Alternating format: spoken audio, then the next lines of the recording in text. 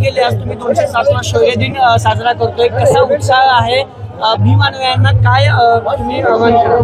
नाही, आज या इथे मी पाहतोय नुसतं भीम अनुयायी नाही तर सर्व जाती धर्माचे लोक आणि अख्ख्या म्हणजे वेगवेगळ्या स्टेट्स मधून लोक आलेली आहेत। कर्नाटक असेल, यूपी असेल, बिहार असेल, तामिळनाडू असेल।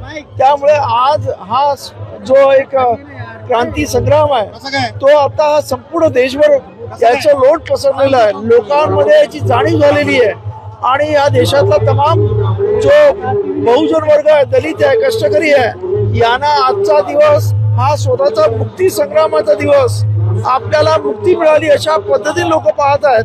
कारण ह्याच्या आधी ना त्यांना शिक्षणाची सोय होती, इतर कसली सोय नव्हती, परंतु जेव्हा हे युद्ध जिंकलं गेलं आणि त्यानंतर खऱ्या अर्थानं बहुजनांच्या शिक्षणाची आणि इतर सर्व प्रकारची दारं या संग्रामानंतर खुलली आणि त्यामुळं आज लोकांमध्ये या दिवसाला अनन्यसाधारण महत्व आलेलं आहे आणि त्याचाच परिणाम म्हणून आज प्रचंड मोठा जनसमुदाय या इथे आलेला आहे आणि दिवसेंदिवस हा जनसमुदाय वाढत चाललेला आहे। आज मंत्रिमंडळात जर आपण पाहिलं तर मुख्यमंत्री असतील, उपमुख्यमंत्री असतील, ते या ठिकाणी आलेले दिसत नाहीये। तुम्ही त्यांना आमंत्रित केलं होतं,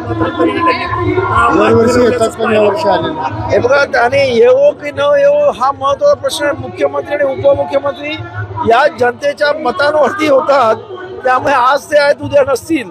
त्यांना जर महत्व वाटत असेल या दिवसात तर त्यांनी यायला पाहिजे। कोणी इथे आज या जनतेला कोणी आमंत्रित करत नाही, स्वतःहून येतात। त्यामुळे मुख्यमंत्री, उपमुख्यमंत्री किंवा अजून कुठचे मंत्री असतील, ज्यांना या दिवसाचं महत्व कळतं ते स्वतःहून इथे येतील अशी माझी अपेक्षा आहे। ठीक आहे।